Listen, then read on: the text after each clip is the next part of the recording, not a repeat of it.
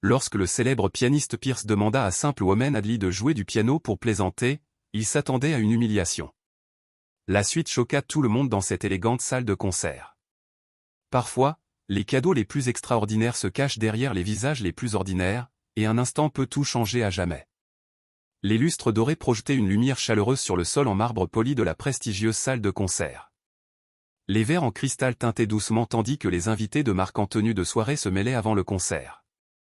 Ce n'était pas n'importe quelle salle. C'était là que naissaient des légendes musicales et que se construisaient des carrières. Pierce Whitmore ajusta son nœud papillon en soie, ses cheveux argentés parfaitement coiffés. À 52 ans, il imposait le respect partout où la musique classique était appréciée. Le récital de ce soir serait un nouveau triomphe, une nouvelle ovation debout à ajouter à sa collection. Le programme présentait les pièces les plus exigeantes de Chopin. Un jeu d'enfant pour quelqu'un de son calibre. « Monsieur Whitmore, tout est prêt pour votre performance », fit une voix douce derrière lui. Il se retourna et vit une jeune femme en tenue de travail simple, pull crème, jupe grise modeste, cheveux blonds tirés en queue de cheval. Son badge indiquait Adley. Elle faisait partie du personnel de la salle, probablement la trentaine, avec des mains calleuses qui témoignaient d'un travail honnête. « Merci », répondit Pierce d'un ton dédaigneux, la regardant à peine. Il s'était habitué à être entouré d'admirateurs, de donateurs et de collègues musiciens. Les membres du personnel n'étaient qu'un élément du décor. Adley se déplaçait discrètement entre les invités, s'assurant que les verres d'eau étaient remplis et que les programmes étaient distribués. Elle travaillait à la salle de concert depuis 3 ans, arrivant tôt chaque matin pour nettoyer le piano à queue, épousseter les sièges et préparer l'espace pour des concerts qui transportaient le public dans un autre monde. Elle adorait ces soirées, même si elle restait toujours invisible. Quelque chose dans la musique qui emplissait ses murs la touchait d'une manière qu'elle ne pouvait expliquer. Parfois, lorsque la salle était vide, elle caressait les touches du piano, imaginant ce que cela ferait de créer une telle beauté. Pierce la remarqua de nouveau tandis qu'elle polissait soigneusement une tache sur la surface du piano. Son toucher était doux, respectueux, presque comme si l'instrument lui était sacré. Comme c'était amusant. Pensait-elle vraiment comprendre la complexité de son travail ? Attention, dit-il avec un sourire condescendant. Ce piano vaut plus que la plupart des maisons. Adley leva les yeux, surpris. Oui, monsieur. Je sais combien il est précieux.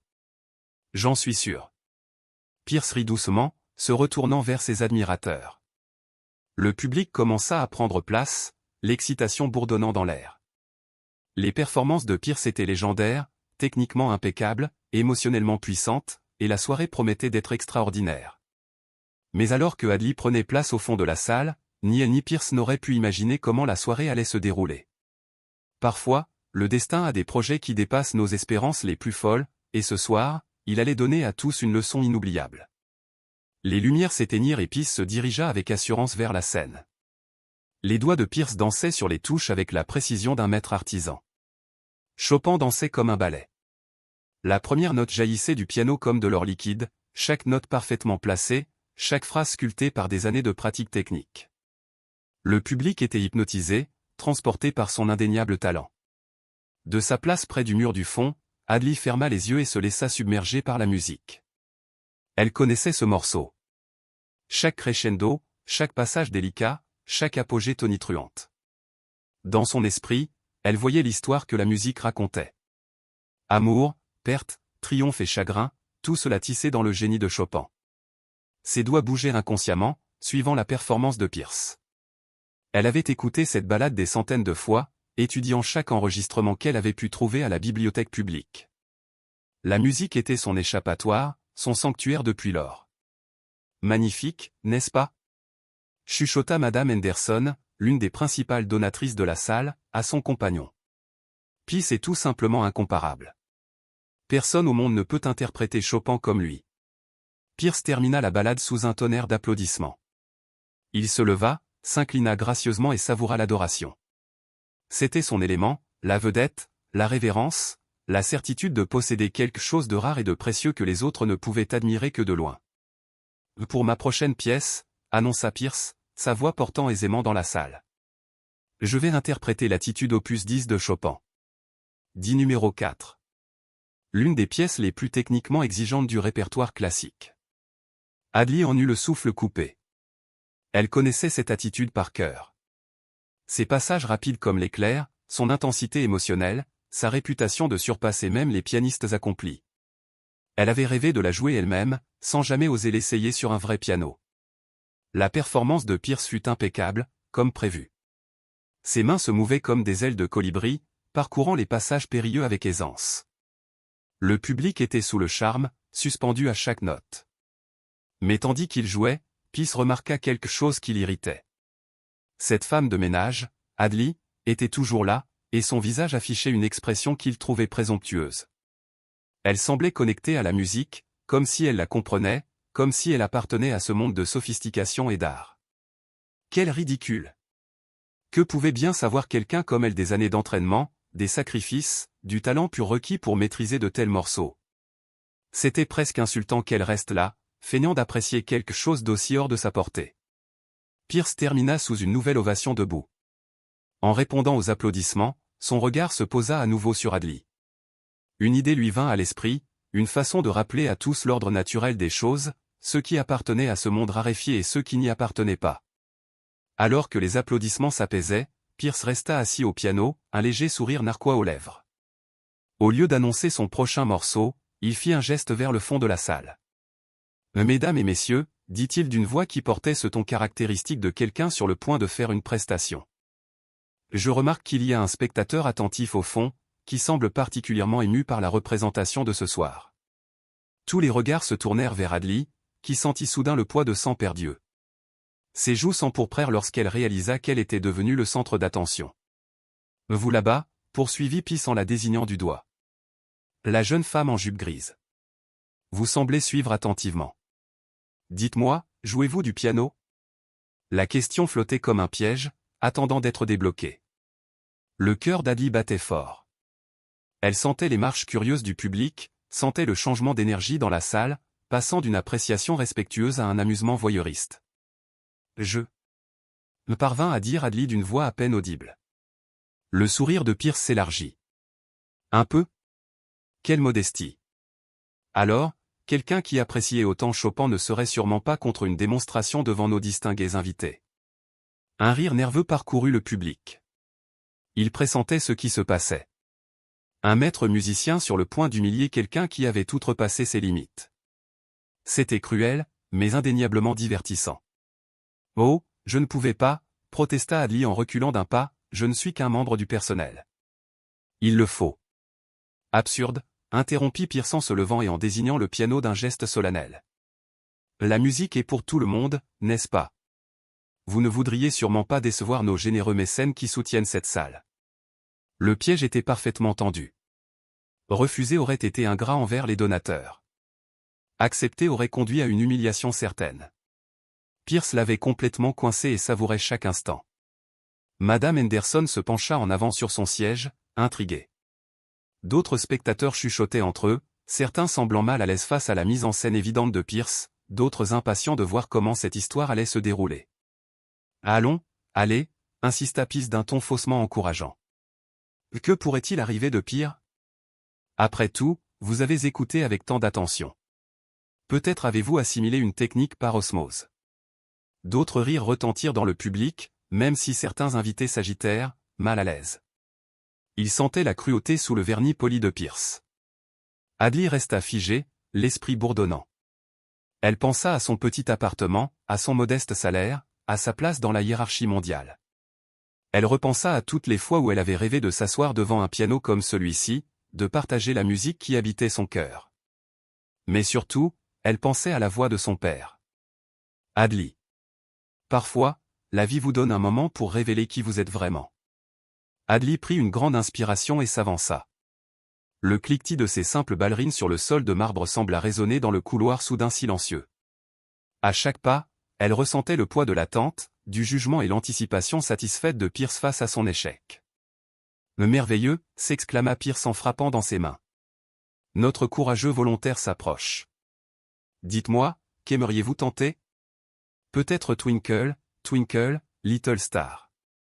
Ou peut-être savez-vous que Marie avait un petit agneau. » Le public rit sous cape de sa condescendance. Pierce était dans son élément maintenant, le maître du spectacle, capable de divertir quelqu'un en l'humiliant.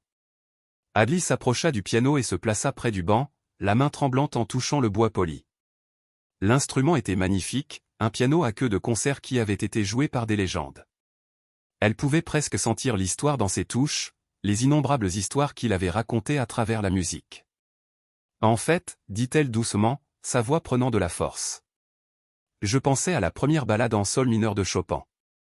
Le rire cessa brusquement. Le sourire de Pierce vacilla un instant avant de revenir, mais il était désormais plus tranchant. La première ballade de Chopin, répéta-t-il, l'incrédulité tintant son ton.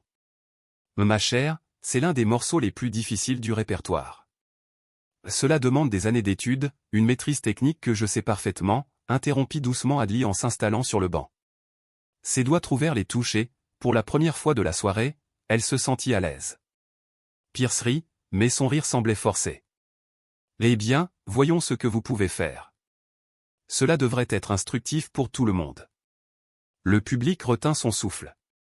Certains se sentaient gênés pour Adli, anticipant le désastre imminent.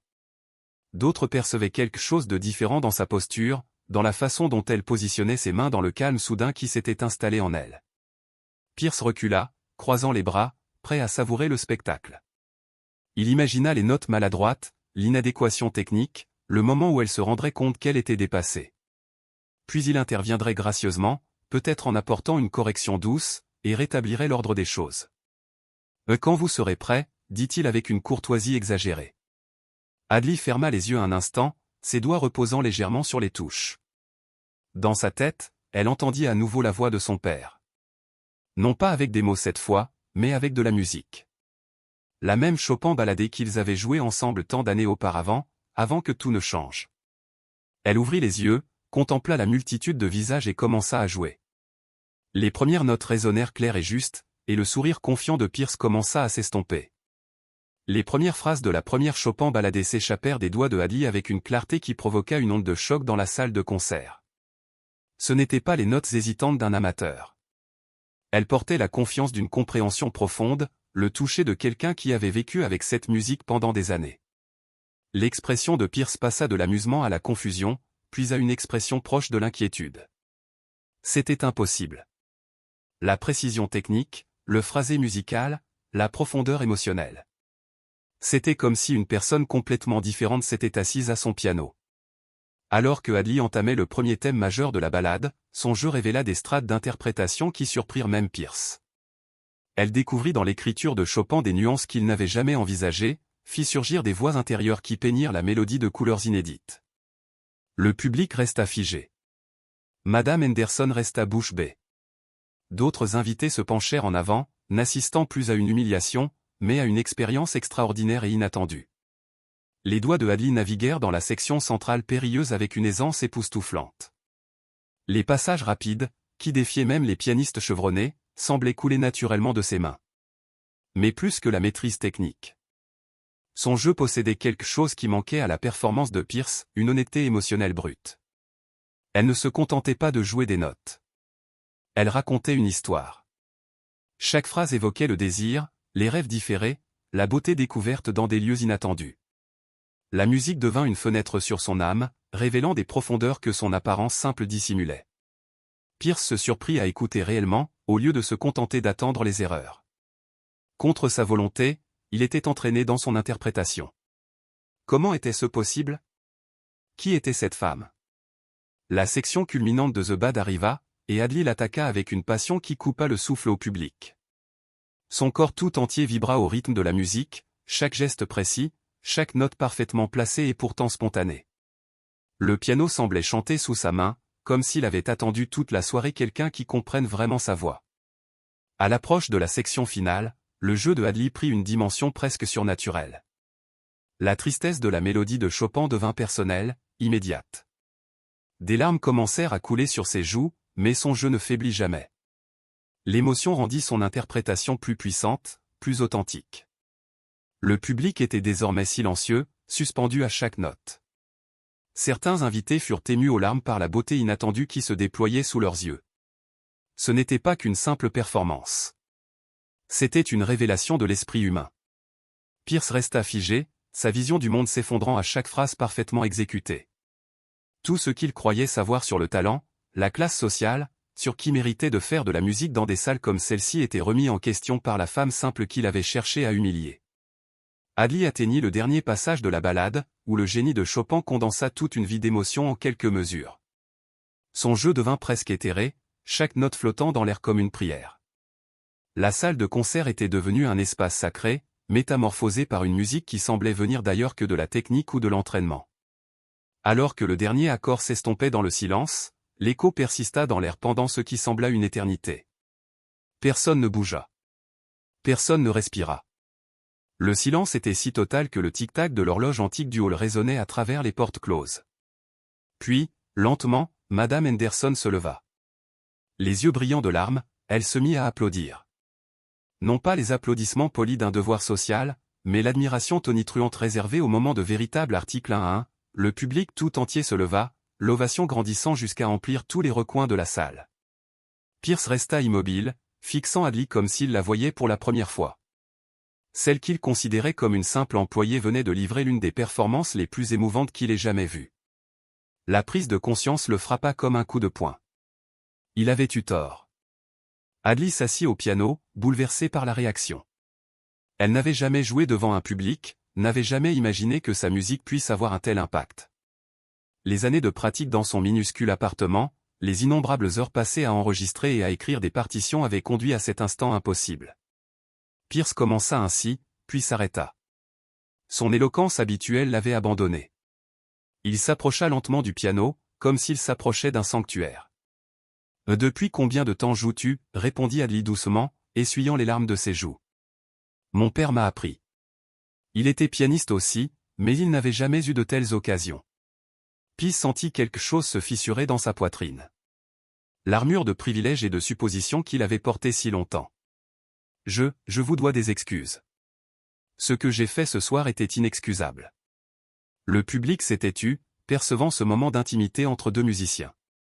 Mais la transformation ne se produisait pas seulement entre Pierce et Adli. Cela se passait dans toute la salle. Les gens se regardaient différemment, remettant en question leurs propres préjugés sur la valeur et le talent. « Tu ne me dois rien » dit Adli en se levant du banc. « La musique n'appartient à aucun d'entre nous. Elle appartient à tous ceux qui la ressentent. » Pierce hocha lentement la tête, empli d'une humilité qu'il n'avait jamais ressentie.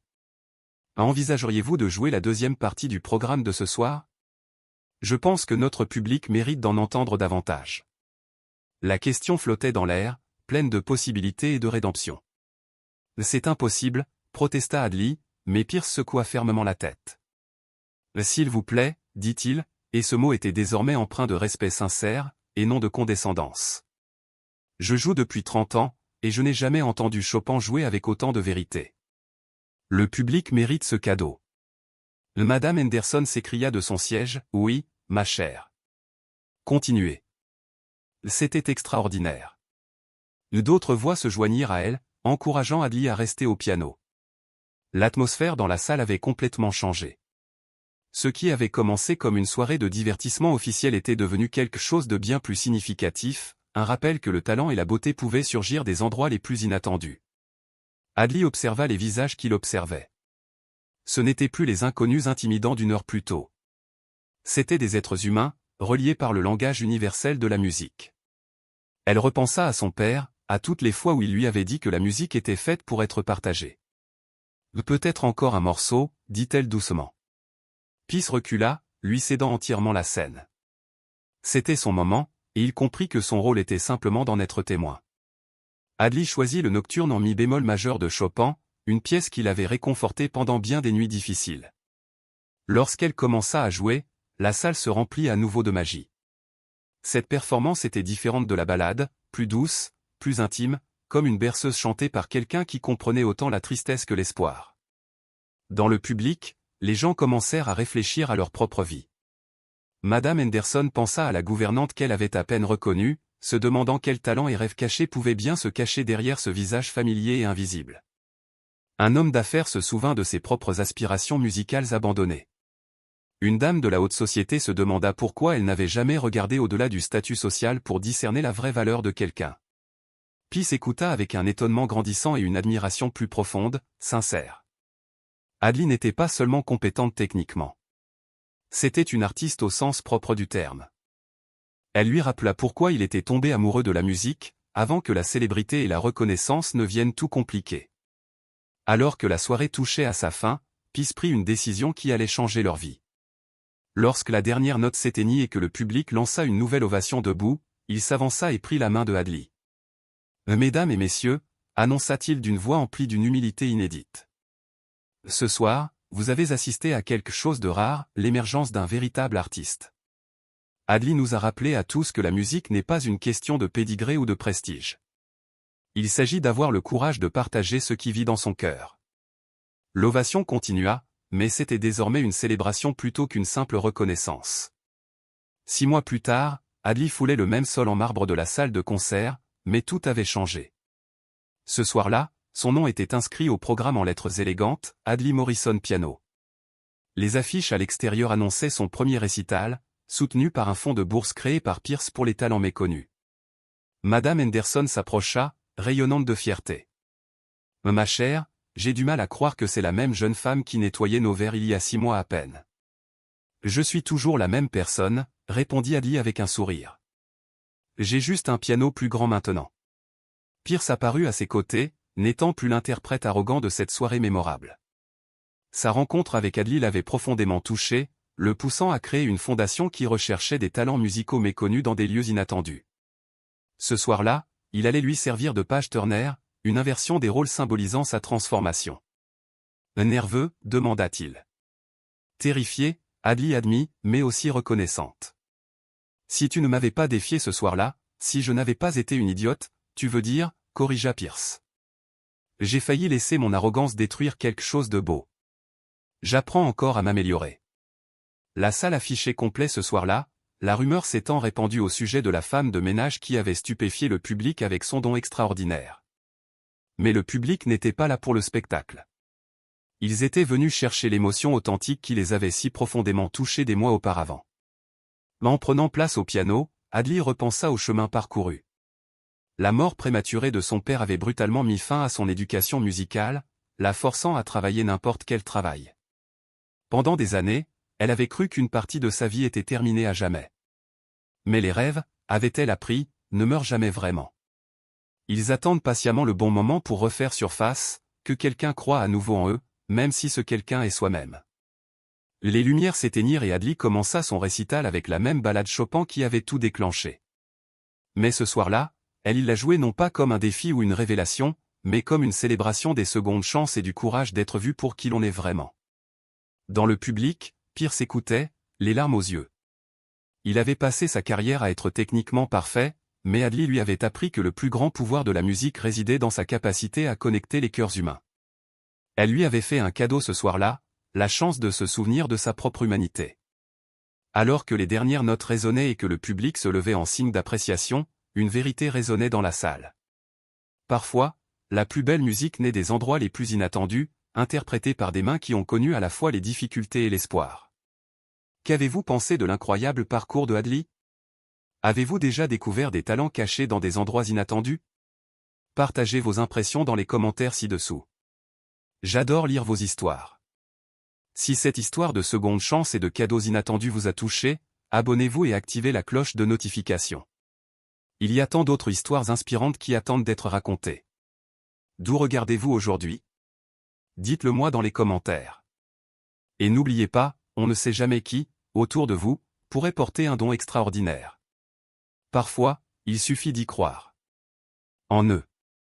Jusqu'à la prochaine fois, gardez vos cœurs ouverts aux belles surprises de la vie.